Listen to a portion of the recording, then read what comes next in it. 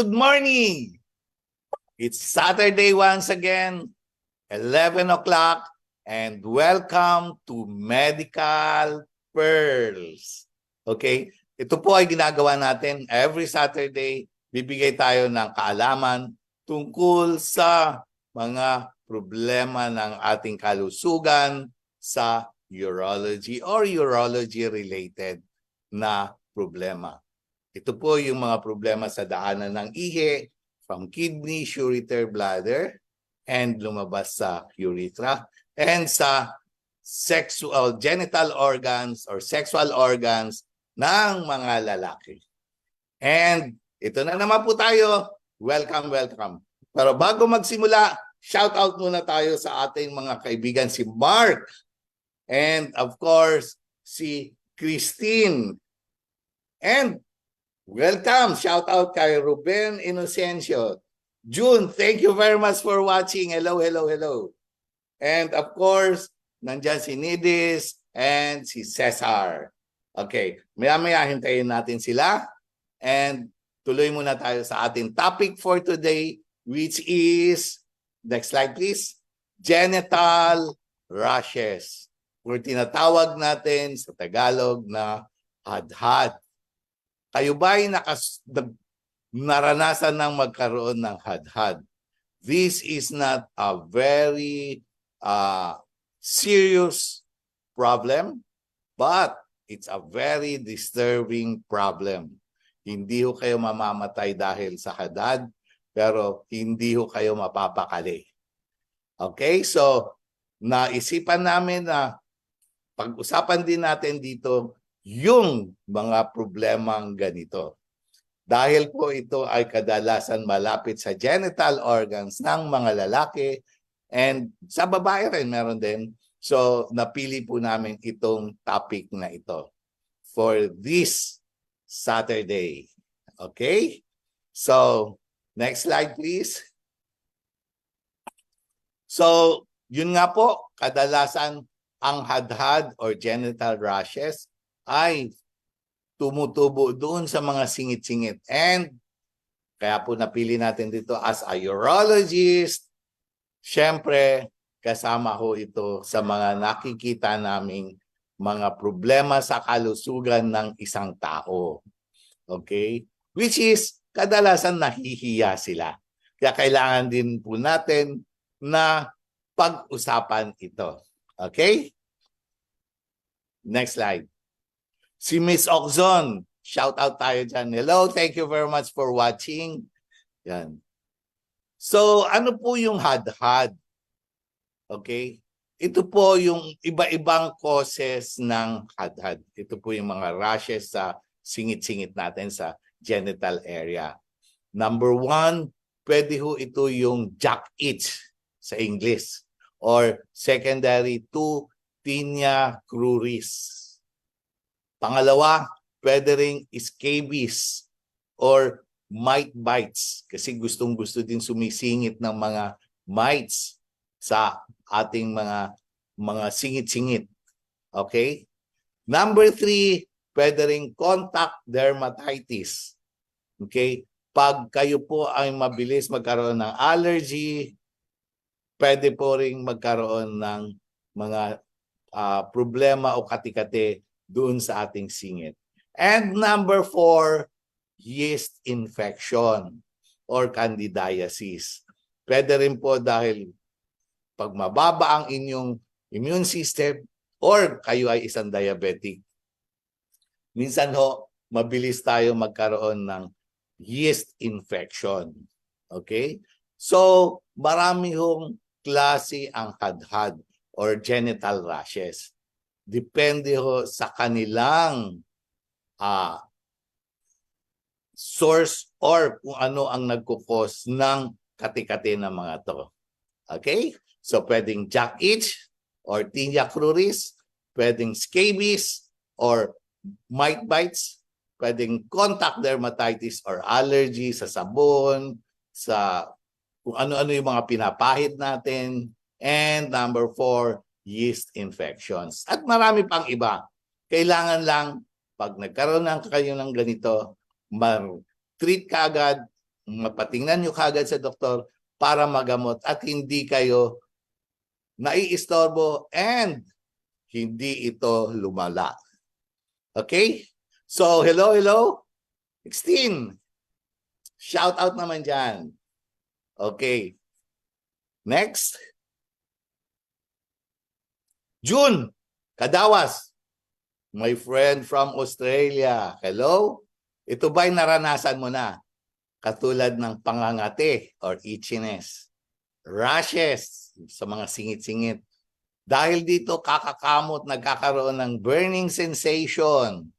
Or minsan, pag natuyo ito, nagkakaroon ng flakiness or nagpapalit ng balat.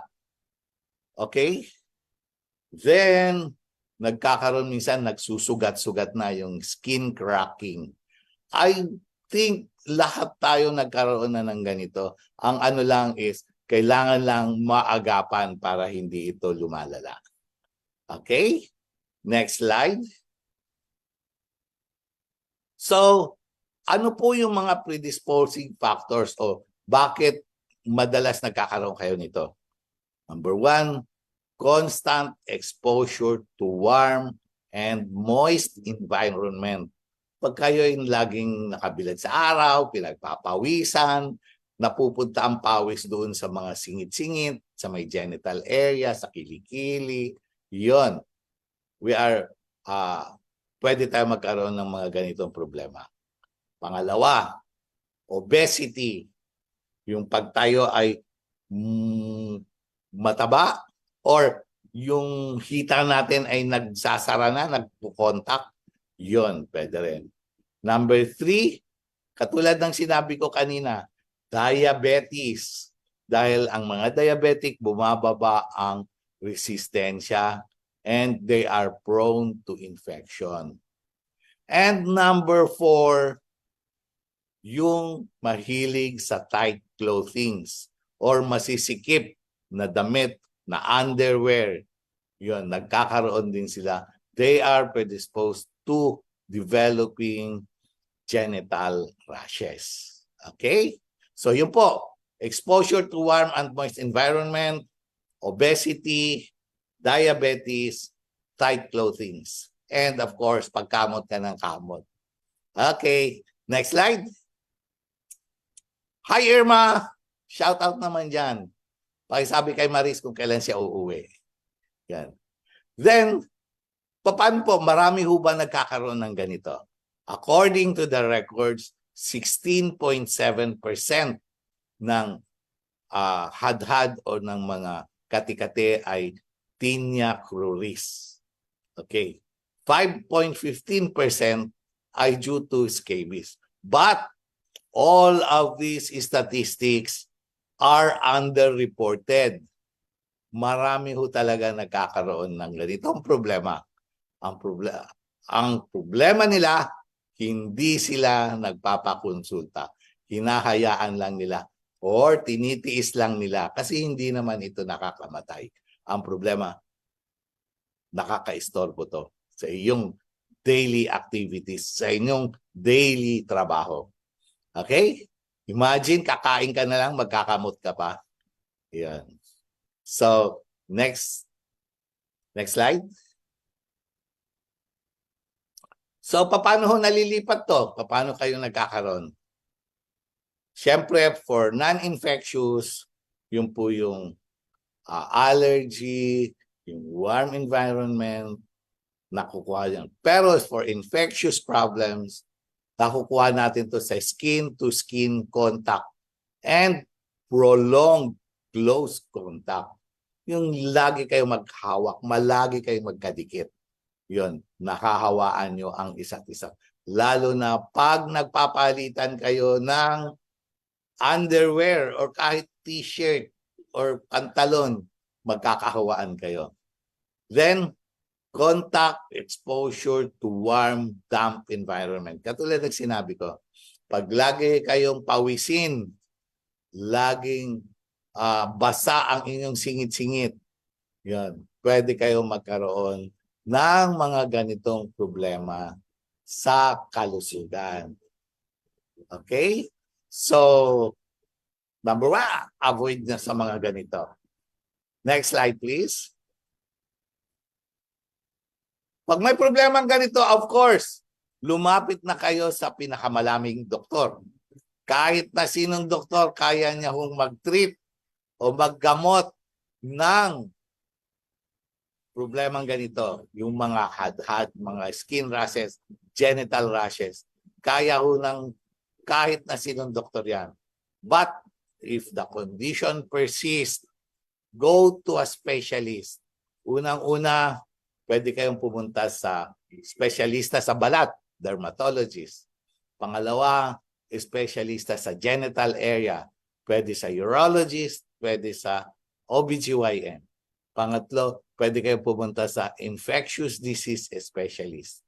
Okay. Pang-apat, pwede kayong pumunta sa internist dahil baka naman ang inyong rashes ay dahil sa diabetes o mababa ang immune system. So, marami hong specialist ang pwede niyong puntahan. Ang importante lang po, punta kayo ng maaga.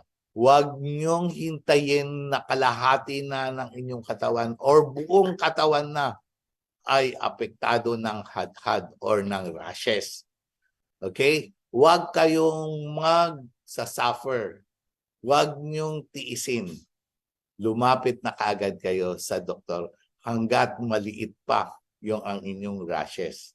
Kasi habang lumalaki, lalong kumakate, lalong sumasakit, lalo kayong hindi mapapalagay. Okay. So, I think that's my last slide. Next slide, please. Oh, meron pa. Prevention. Pwede ko palang iwasan to. Number one, katulad ng sinabi ko, early diagnosis and treatment. Pag nagkaroon nito, punta ka agad sa doktor. Number two, keep genital area clean and dry. Pagkatapos maligo, huwag kayo kaagad maglagay ng underwears o ng damit. Patuyuin nyo muna ng maigi. If possible, maglagay kayo ng mga powder para talagang naa-absorb yung mga moist or yung basa sa inyong katawan. And of course, third, hygiene. Maligo naman kayo araw-araw. Kung hindi kaya dahil malamig, at least linisan nyo ang inyong katawan. Okay? So, yun ang prevention. And the best part of it, early diagnosis and treatment. Huwag niyong titiisin, huwag niyong parusahan ang sarili niyo. Huwag niyo sabihin, busy na, tsaka na lang. Pag meron ganitong problema, meron kayong katikate sa singit-singit, lalo na sa genital area, punta na kaagad kayo sa isang doktor. Okay. So, I think that's all. Next slide. Yun, maraming salamat po. But bago ang lahat, batiin ko lang po yung mga sumubaybay sa atin. Si Elmer Valdez. Hello, Elmer. Si Joanna Roque. Shout out naman dyan. Then, kay Malu Lauzon Manrique. Hello, Malu. Then, si June, of course. Then, si Wilma. Si Christine. Ruben Inocencio and Matilde Oxon Vinzon. Okay? So, salamat sa pagsubaybay and napansin ko habang tumatagal ang ating post, itong pinag-uusapan po natin ngayon after the next day or 2 days, ipopost po namin to sa YouTube and of course dito sa Facebook. Subaybayan lang po lahat ng mga pinost natin and makikita nyo pag may problema po kayo para maiintindihan nyo kung ano ang nangyayari and malalaman nyo kung kailan dapat pumunta sa isang doktor and sa isang specialista. Okay? So I think that's all. Thank you very much. And sa susunod, magkikita tayo November na and ibang topic na naman yan. Okay? So, see you Maraming salamat po and relax lang kayo.